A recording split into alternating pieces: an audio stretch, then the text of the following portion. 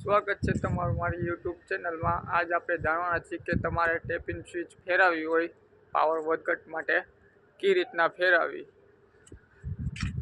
આ છે 400 kVA નું ટીસી છે। આમાં ઇનપુટ ઉપર છે અને આઉટપુટ ઓલી બાજુ નીચે છે। 400 kVA નું ટીસી છે, મનીષનું છે। એટલે આમાં આપણે સ્ટીકર મારેલું જ છે, ચાલુ ટીસી એ ટેપિંગ સ્વિચ ફેરવવી નહીં। એટલે તમારે ગમે ત્યારે ટેપિંગ સ્વિચ ફેરવવી હોય તેના માટે તમારે ટીસી બંધ કરવું પડે।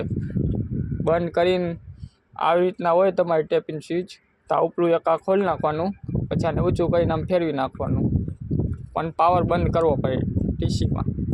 તે પછી ટેપિંગ સ્વિચ ફેરવવાની, નકર પછી બ્લાસ્ટ થઈ જાય ટીસી ફેલ થઈ જાય। અહીંયા અમે સ્ટીકર મારી દઈએ RYB, એ રીતના કનેક્શન કરવાના। આ બાજુ ન્યુટ્રલ ઓલી બાજુ આવે, ન્યુટ્રલ RYB। આ એનો ઓઇલ લેવલનો ગ્લાસ છે।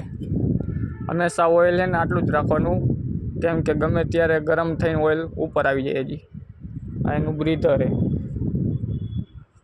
આ અર્થિંગ છે, ન્યુટ્રલ અર્થિંગ, એક ન્યુટ્રલ અહીંયા છે। 400 kVA નું છે।